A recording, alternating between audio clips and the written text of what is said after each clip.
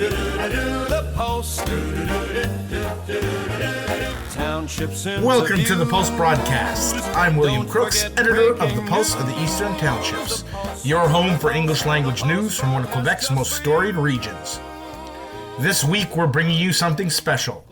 On May 12th, launch day for The Last Mandarin, the new political thriller co-written by Louise Penny and journalist Mellissa Fung, I sat down with Louise above her Café Three Pines at Brome Lake Books in Knowlton. We talked about what it means to find home, why the Eastern Townships isn't just a backdrop for her books, but a character in its own right, and the real people and places scattered across the region that have quietly shaped one of the most beloved mystery series in the world. This is a conversation about place, belonging, and what it means to write about somewhere you truly love. So in the theme song for the Pulse of the Eastern Townships broadcast, we describe the Eastern Townships as the muse for our news publication. How has the Eastern Townships been the muse for your writing? Well, if Michael and I hadn't moved out of Montreal into the Eastern Townships, the books certainly wouldn't be what they are. In my book, setting is character in the Eastern Townships is one of the major characters, and that's why people come from all over the world. My books are about many things. They're about crime. They're about loyalty. They're also really, at their heart, they're about belonging. And for most of my life, I looked for home. I searched for home, moved around Canada, and I finally found a home in two places, one with Michael, and finally we both found home here in the townships. And that's a very profound experience if you spent your life looking for belonging, and then you find the place where it feels like a place was saved at the table for us. So these books are about many things, but they're about home. And home for me is the Eastern Townships. Okay. Now you described the Eastern Townships as like a character in your books. Yeah. What kind of character is it? Is it the protagonist? Is it a backup character? I mean, what would you say? Well, the Eastern Townships is like any of the characters, complex. It embraces, it is about nature, but it is also dangerous at times. There's freezing rain and blizzards, and you can get lost in the forest if you wander a few feet off of the path. So it's a place that shouldn't be taken lightly. So it's a as I say, very complex character, one that you both love but are careful about. There are many beautiful places in the Eastern Townships, Sutton, North Hatley. Why Knowlton? That's because where I live. Right. And to be fair, Knowlton isn't Three Pines. Yeah. Any more than Sutton was, where I began to write, or North Hatley. Three Pines, the village that I write about, is inspired by this entire region, by the sense of acceptance that we all feel, of belonging. The landscape, the geography, the history of the whole area. Now, I happen to live in Knowlton right now, and so Knowlton has embraced the village as its own, but I need to be clear that it is not actually Knowlton. Right. None of with the exception of the bookstore, none of the locations is in the books is actually Knowlton. There are other places. The old Hadley House is in Georgeville. Right. The general store is in North Hatley. So the church, the little chapel in Three Pines, St. Thomas's, is in Sutton Junction. So it's all over the place. But I'm very happy that Knowlton has embraced the books and embraced me. And this is where I found home, was in Knowlton. So the practical descriptions are inspired by the entire townships and my imagination and the idyllic villages that we read about as children. But what really matters, the things you can't see, definitely inspired by Knowlton and to an extent Sutton. You mentioned history is an important aspect. How does the history, the rich history, especially the English loyalists, play into your books? Well, it's both the English loyalist and the French. Definitely the Francophone plays a huge role because I think that's one of the reasons people internationally are fascinated by this area. Marriage of French and English that is sometimes, as we know, uneasy, but often just enriches our lives to have both the culturals and the linguistic, and then the history that the English and the French have together that is, as I say, sometimes uneasy. Yeah. The English colonial, I describe of course, the history here of the Three Pines itself is named after the symbolic three pines that were apparently, I mean, who knows whether it's legend or real, that when the War of Independence in the States was raging and the loyalists, those who were loyal to the crown, wanted to flee, they, of course, didn't know when they crossed the border. And so the code apparently was 3 pine trees planted together would tell those fleeing that they were safe. Okay, wow. And so that's where the village gets its name. It is an allegory for safety. Right. Okay. Interesting. You mentioned that you draw on different parts of the Eastern Townships. Maybe this is a little bit of a weird question, but like how do you choose? Is it inspiration? Is it do things fit together in a certain way? Like why one thing and not another? Right. A lot of it is organic. It just happens as I'm writing that. I made a mistake early on because I knew Three Pines had to be fictitious. But then I fictionalized all the towns around, and I didn't describe Knowlton or Sutton or Cowansville. I made up names. Right. But I shouldn't have. And now I've begun to change that. So now I'm using the real names that Armand and Reine-Marie go to dinner in Bromont, or they go somewhere to interview a suspect in North Hatley or what have you. And that's fun for me. Yeah. So it is their center is always going to be Three Pines. And then whatever suits. Clearly also, because Three Pines is fictional, it's much closer to the American border in that there's one scene where Armand is chasing a suspect on foot across the border. Right. He's not going to do that from right. Yeah. It'd be pretty it's a long take up most of the book. Yeah. What do you think it is about the setting in the Eastern Townships that contributes to the mystery and the drama of your books? I think it's just there's a richness here, as there is anywhere. I talked to one of the things that when I was trying to get Still Life, the first book, published, and I kept getting rejected, and one of the rejections from Canadian publishers was that no one would be interested in a crime novel set in Canada. Right. And I knew that was wrong because I'm interested in crime novels set anywhere. They don't have to be set in Paris or London or New York. Right.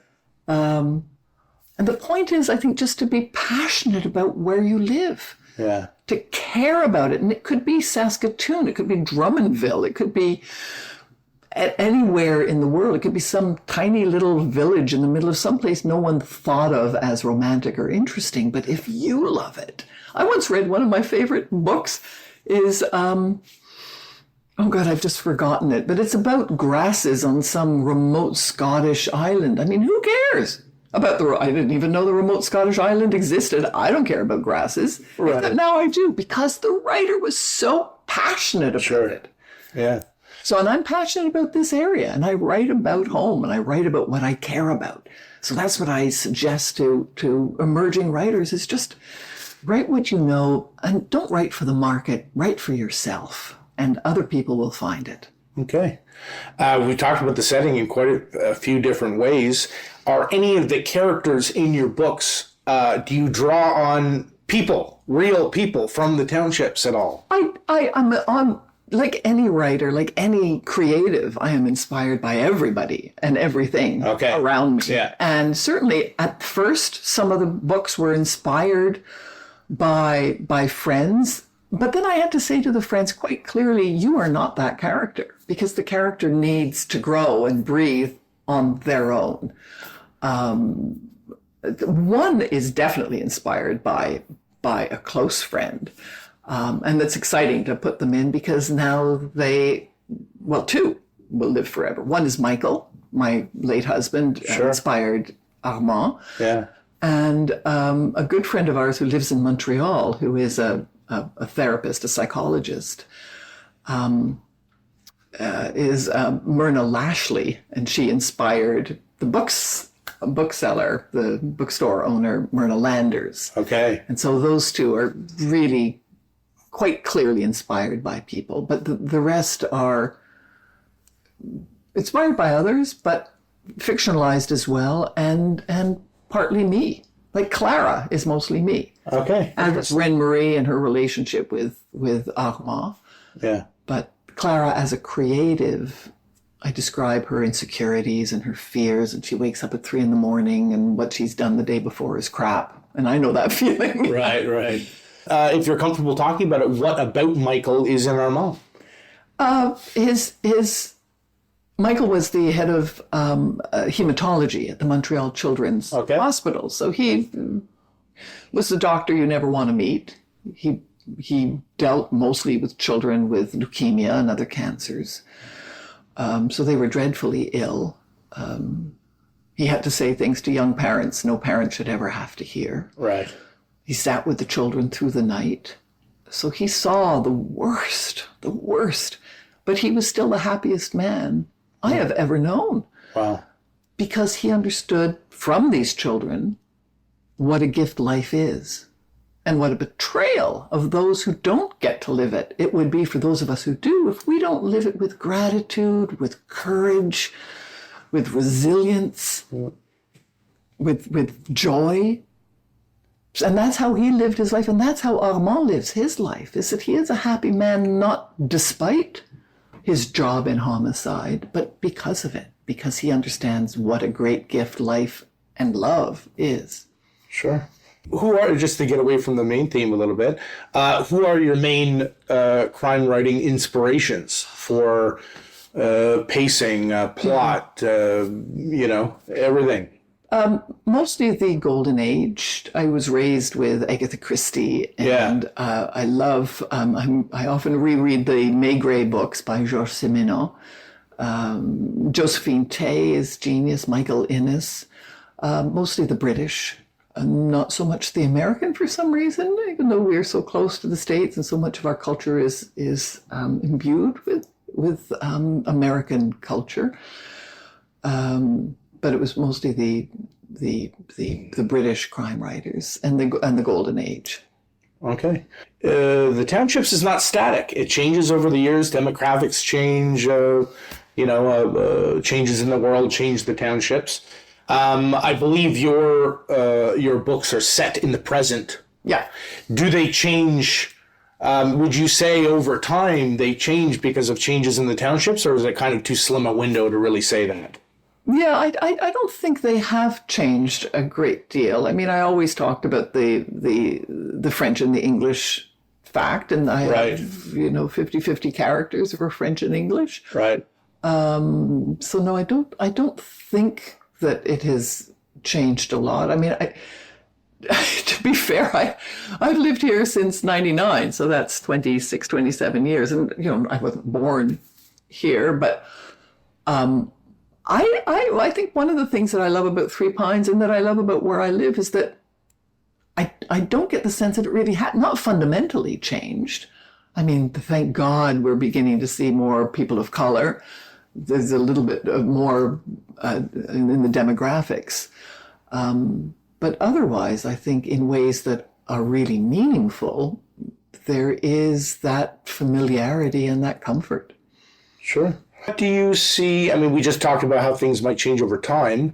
How do you see? Give people a little insight into the future of the Gamache series.